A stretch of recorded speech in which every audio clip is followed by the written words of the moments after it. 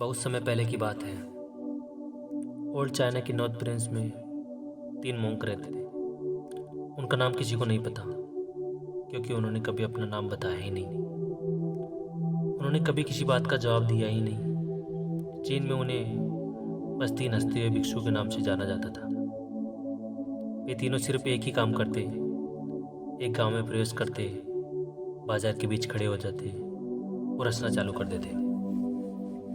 वे अपने पूरे अस्तित्व के साथ हंसते थे।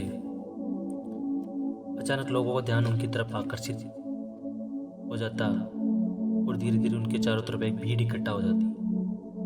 वे इतनी संपूर्णता, एकाग्रता और शिद्दत से हंसते थे कि उनके साथ सारा गांव हंसने लग जाता था। जब वो पूरा गांव हंसी के समुद्र में डूब जाता तो वह दूसरे गांव चले जाते थे। वे ना कुछ बोलते थे और ना ही कुछ उपदेश देते और ना ही कोई शिक्षा देते थे। वे जहाँ जाते अपनी हंसी से ऐसा माहौल बना देते जिससे लोग अपने सारे दुख दर्द भुलाकर हंसने लग जाते।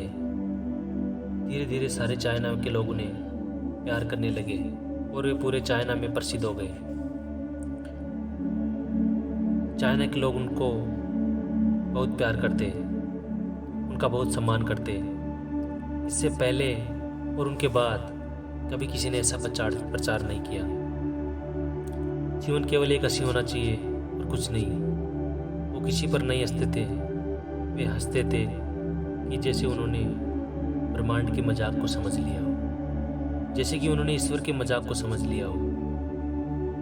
और एक भी शब्द का उपयोग किए बिना पूरे चाइना में बहुत आनंद फैलाया। लोग उनका नाम पूछते लेकिन वे बस हंसते, इसलिए उनका नाम बन गया 3 हंसते हुए भिक्षु, 3 लाफिंग मॉन्क्स।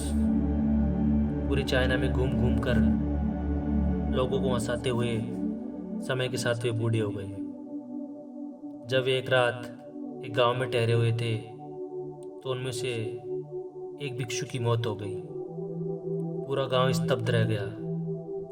पूरा गांव उम्मीद कर रहा था, क्योंकि उन्हें लगता था कि उनमें से एक की मृत्यु हो गई होगी तो बाकी 2 जरूर रोएंगे। ये देखने लायक होगा, क्योंकि किसी ने भी उन्हें रोते हुए नहीं देखा था। जब सुबह हुई तो पूरा गांव इकट्ठा हुआ तो दोनों भिक्षु उस तीसरे की लाश के पास खड़े होकर जोर जोर से हंस रहे थे। ऐसी हंसी जैसी उन्होंने आज से पहले कभी नहीं हंसी हो। गांव के कुछ बड़े बुजुर्गों ने उन्हें समझाने की कोशिश की, यह आपका साथी था, इसकी मृत्यु पर आपको हंसना नहीं चाहिए। तब पहली बार उस दिन उन भिक्षुओं ने लोगों से बात की और कहा, हम हंस रहे हैं क्योंकि यह आदमी जीत गया है। हम हमेशा सोचते थे कि पहले कौन मरेगा, लेकिन इस आदमी ने पहले मरकर हमें हरा दिया। हम अपनी हार और इसकी जीत पर हंस रहे हैं। इसके अलावा कई वर्षों तक हमारे साथ रहा ये। हमने एक दूसरे की मौजूदगी और उपस्थिति का आनंद लिया है। उसे विदाई देने का इससे बढ़िया और तरीका क्या हो सकता है। लेकिन पूरा गांव उदास था।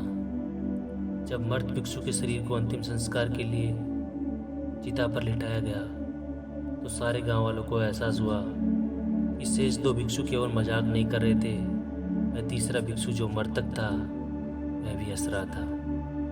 चीन में यह प्रथा थी, जब कोई मर जाता था तो उसके पुराने कपड़े उतार कर उसे नहला धुला कर उसे नए कपड़े पहना दिए जाते थे।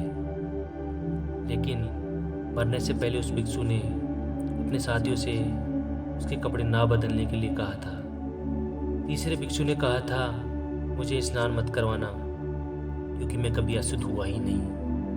मेरे जीवन में इतनी हंसी आई कि कोई अशुद्धता जमा ही नहीं हो सकती। हंसी हमेशा युवा में ताज़ा होती है, इसलिए मुझे नहलाकर मेरे कपड़े मत बदलना। जब उस तीसरे भिक्षु के शरीर को आग लगाई गई तो उन गांव वालों को पता चला कि उस भिक्षु ने अपने कपड़ों में कुछ पुराने चीनी पटाखों को छुपा कर रखा था, जो आग लगने पर आसमान में रंग बिरंगे कलर में फैल गए। और यह देखकर पूरा गांव जोर जोर से हंसने लगा।